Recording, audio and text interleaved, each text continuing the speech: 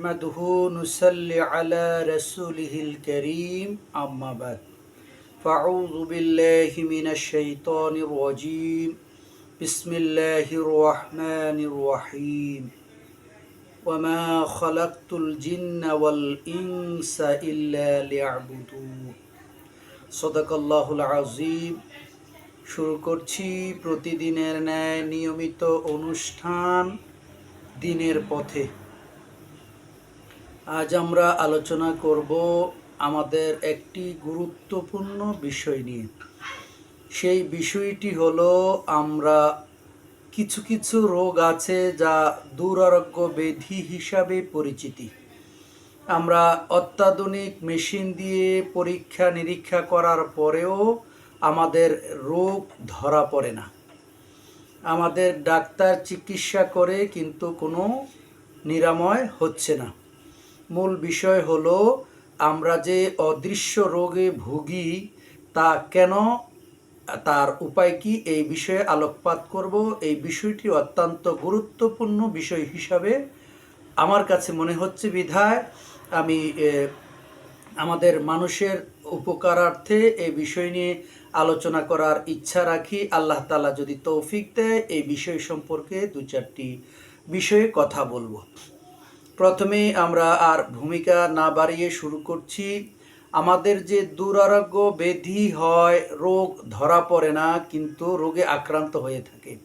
ডাক্তারি চিকিৎসায় কোনো নিরাময় হয় না, মেশিনে ধরা পড়ে না, রিপোর্টে আসে না, কিন্তু আমি অসুবিধা ভোগ করি ঠিকই। তো এই বিষয়টি আমাদের কেন হয়, এই বিষয়টা যদি আমরা জানতে পারি তাহলে আমাদের জন্য বেশি উপকারে আসবে।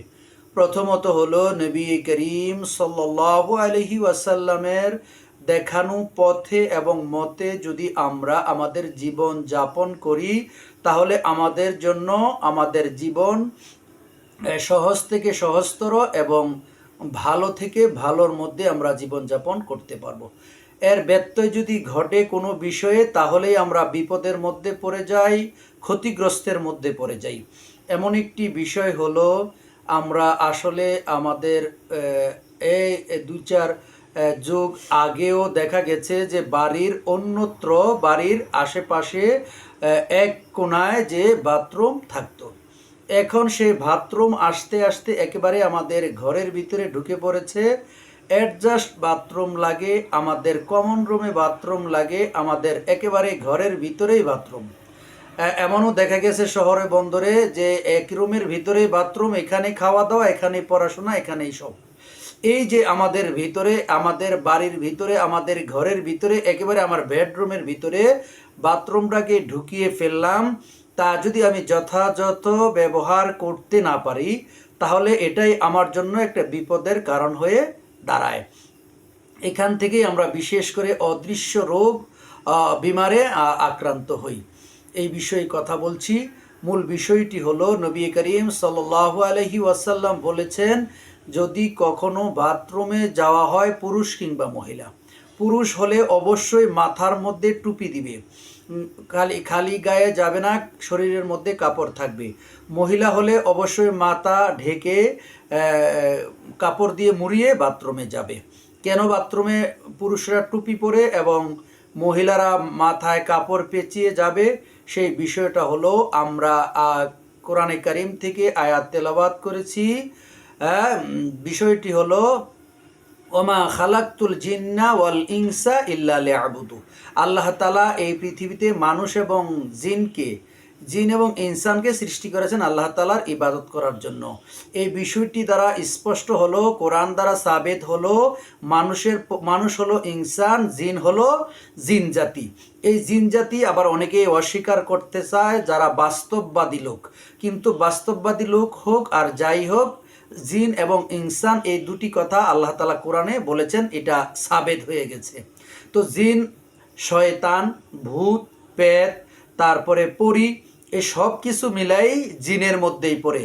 তো এদের মধ্যে মানুষের মধ্যে যেমন ঠান্ডা মেজাজ আছে, ভালো মেজাজ আছে, ভালো মানুষ আছে, মন্দ মানুষ আছে, হট মেজাজওয়ালা মানুষ আছে, ঠিক তদ্রূপ এই জিন বলি, পরী বলি আর শয়তান বলি, এদের মধ্যেও খারাপ আছে। এদের মধ্যে একটা দল আছে জিনদের মধ্যে একদল আছে যারা নামাজ রোজা করে ভালো মানুষ আছে, এদের মধ্যে মহিলাও আছে পুরুষও আছে। তো এই যে বাথরুমের মধ্যে আমরা ঢুকি, এদের মধ্যে কিছু খবিশ আছে যা তাদের খাদ্য হচ্ছে হাড্ডি, পচা খাবার, আমরা যে মল ত্যাগ করি, পায়খানা, এরা এটি খাবার হিসাবে গ্রহণ করে। তো আমরা যখন বাথরুমের মধ্যে ঢুকি তখন যদি আমরা এই দোয়াটা পরে ঢুকি, এটা হলো আশ্রয় চাওয়া হয় আমার আল্লাহর কাছে। আয় আল্লাহ, আমি কোথায় ঢুকছি? আমি শয়তানের বাড়িতে, খবিশের বাড়িতে প্রবেশ করছি। এই যে আমার বাথরুম, এই বাথরুমটা হলো শয়তানের একটা বাড়ি, অর্থাৎ তার খাবারের জায়গা ওইটা। আমরা ওখানে যখন প্রবেশ করি তখন আমরা কি চাই? নিরাপত্তা চাই, আশ্রয় চাই। কেন? আমি একটা শয়তানের আড্ডাখানায় ঢুকতেছি, যদিও আমি এটা ইচ্ছাকৃতভাবে যাচ্ছি না, প্রাকৃতিকগতভাবে আমাকে ওখানে প্রতিদিন 2বার 3বার যার যতবার প্রয়োজন হয় যেতে হয়। তো ওখানে যে আমি যাই, ওখানে যেয়ে আমি কি করি? ওখানে যে যাই আমি শয়তানের একটা বাড়িতে যাচ্ছি। তো এই শয়তানের বাড়িতে যে আমি যাচ্ছি, আর আল্লাহ তাআলা বলছেন আদুব্বুম মুবিন, অর্থাৎ শয়তান আমার প্রকাশ্য শত্রু, প্রকাশ্য দুশ্মন।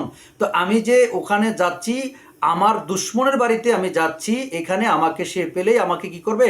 আঘাত করবে, অ্যাটাক করবে।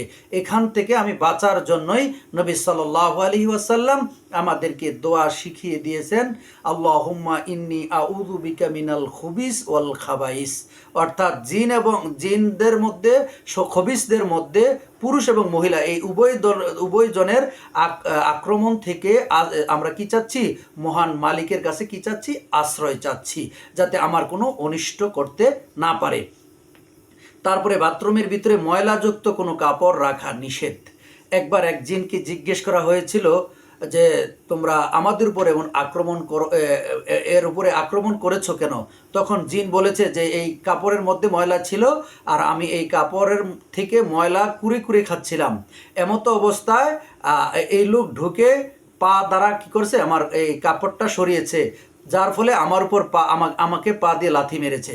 অর্থাৎ আমরা দেখেছি ময়লাযুক্ত কাপড়টাকে বাথরুম থেকে পা দিয়ে নাড়াচ্ছি, কিন্তু ওইদিকে ওই ময়লা খাচ্ছিল, যার উপরে পা লেগে গেছে, যার কারণে আমাকে আঘাত করেছে, অ্যাটাক করেছে।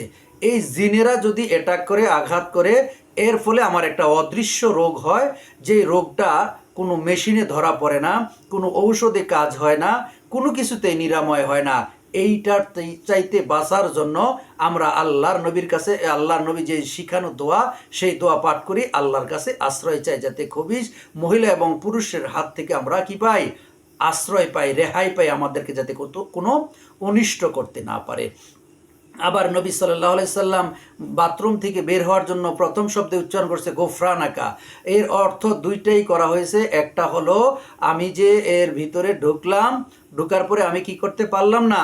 আমি যে আল্লাহ তাআলার জিকির করার কথা ছিল সব সময়, আমি ওই জিকিরটা এটার ভিতরে বসে করতে পারি না, কারণ আমি এখানে মল ত্যাগ করছি, আমি মূত্র ত্যাগ করছি, যার ফলে আমি জিকির করতে পারি নাই। এই জন্য আল্লাহর কাছে কি করলাম? তওবা করে নিলাম। এই হলো মূল বিষয়। আর আরেকটা হলো যে অদৃশ্য রোগ, এটা একটা বিষয় গেল, যার কোনো নিরাময় হয় না, যার কোনো ঔষধ হয় না। তো আমরা যদি একটু সচেতন থাকি, বাথরুমে ঢোকার সময় টুপি পরে, মহিলারা কাপড় পেঁচিয়ে ঢুকি, তাহলে আমাদেরকে, এবং দোয়া পরে ঢুকি, তাহলে কি হবে না? আমাদেরকে এর আক্রমণ করতে পারবে না, কারণ আমি ঢোকার আগেই আল্লাহর কাছে কি চাইছি? সাহায্য চেয়েছি। তো এর থেকে বাঁচার জন্য উপায় হচ্ছে, আমরা প্রতিদিন প্রতিনিয়ত 5 ওয়াক্ত নামাজের শেষে সূরায়ে ফালাক, সূরায়ে নাস, সূরায়ে ইখলাস, এগুলি আমরা 3বার করে পাঠ করব। ঘুমানোর সময় এই সূরাগুলি পাঠ করে ঘুমাবো, তাহলে আল্লাহ তাআলা আমাদেরকে কি করবেন? এর থেকে আমাদেরকে রেহাই দিবেন। এই গেল একটা মূল বিষয়, হলো যে আমরা অদৃশ্য রোগে যে আমরা আক্রান্ত হই, যার ফলে এটার কোনো কি থাকে না, নিরাময়ের কোনো বিষয় থাকে না, আমরা এই বিষয়ে ভুগতেই থাকি। দ্বিতীয় বিষয়টা হলো আন নাজরু হাক্কুন, মানুষের নজর কি? সত্য। এই নজরের মধ্যে বদ নজরও আছে, ভালো নজরও আছে। বদ নজর হয় যদি কেউ কোনো জিনিস দেখে আলহামদুলিল্লাহ অথবা মাশা আল্লাহ না বলে, তাহলে এটাই বদ নজর। আমরা আমাদের গ্রামে এলাকায় অনেক মানুষকে চিহ্নিত করি কি হিসাবে? যে এমকের নজর খারাপ। আসলে প্রত্যেক মানুষেরই নজর খারাপ এবং ভালো আছে। যেই মানুষে সুন্দর কিছু ভালো কিছু দেখার ফলে কি করে না, মাশা আল্লাহ অথবা আলহামদুলিল্লাহ বলে না, এর কারণেই কি কি হয়ে যায়, নজর লেগে যায়। আমরা সুন্দর বাচ্চা ভালো কিছু করলে, ভালো কিছু দেখলে আমরা কি করব, মাশা আল্লাহ বলবো, আলহামদুলিল্লাহ বলবো, যাতে করে আমাদের, আমি যেই নজরটা দিলাম সেই নজরটার মধ্যে কোনো খারাপই না থাকে। আর যদি যে কোনো ব্যক্তি হোক, বড় বুজুর্গই হোক আর আলেমই হোক, সে কোনো কিছু দেখার পরে যদি মাশা আল্লাহ অথবা আলহামদুলিল্লাহ না বলে, তাহলে এটা খারাপ নজরই লাগার সম্ভাবনা বেশি। এই খারাপ নজরেরও কোনো পরীক্ষা নিরীক্ষা করলে তার পরীক্ষা নিরীক্ষায় এই নজরের খারাপটা, রোগটা আসবে না, কিন্তু এটা একটা ব্যাধি হয়ে যাবে। নবী করিম সাল্লাল্লাহু আলাইহি সাল্লাম সময়কার দুইজন সাহাবী, একজন সাহাবী গোসল করতেছিল, খুব সুন্দর সুঠাম দেহের অধিকারী, আরেকজন সাহাবী বলে কি করছিল যে এত সুন্দর মানুষ হয়, এই কথা বলার সাথে সাথে ওই সাহাবী, যে সাহাবী গায়ের কাপড় খুলে গোসল করতেছিল, বেহুশ হয়ে পড়ে যায়। তাকে ধরাধরি করে নবীর দরবারে আনা হলো, আর বলা হলো, নবী সাল্লাল্লাহু আলাইহি ওয়াসাল্লাম জিজ্ঞেস করলেন, ও আমার সাহাবীরা, তোমরা কি তাকে দেখে কি কিছু বলেছো? তখন একজন সাহাবী বলল যে অমুক সাহাবী বলেছে যে মানুষ আল্লাহ এত সুন্দর করে বানায়, এরপরে এই মানুষ ঢলে পড়ে গেল। তখন নবীজি বলল যে এই কথা বলছে, তাকে ডেকে নিয়ে আসো। তারপরে তার মুখ থেকে পানি ফোঁটা নিয়ে ওই লোকের উপর ছিটিয়ে দিল বা গোসল করালো, পরবর্তীতে এই লোক সুস্থ হয়ে গেল। তো আমরা জানি আমাদের সুন্দর বাচ্চাকে ভালো কিছু করলে আমরা মানুষের সামনে সরাসরি নিয়ে যাব না, আর নিয়ে গেলেও আমরা যারা দেখব তারা মাশা আল্লাহ বলবো, আলহামদুলিল্লাহ বলবো।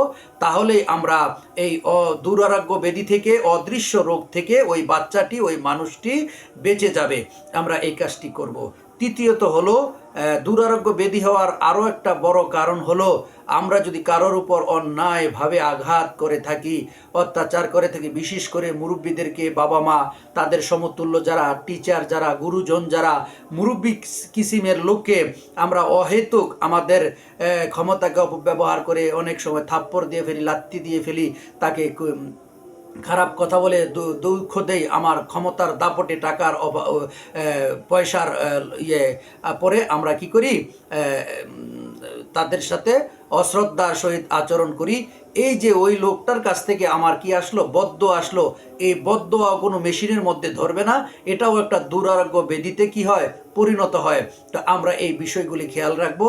প্রথমত বাথরুমে যাওয়ার জন্য যে বিষয়গুলি বলা হলো আমরা খেয়াল রাখবো, মাথায় কাপড় দিয়ে যাব, দোয়া পড়বো, বের হইতে দোয়া পড়বো, এবং সূরা ইখলাস, ফালাক, নাস পাঠ করব। তারপর মানুষের বদ নজর থেকে বাঁচার জন্য আমাদের যে বিষয়গুলি অবলম্বন করার কথা বলা হয়েছে তা আমরা অবলম্বন করব।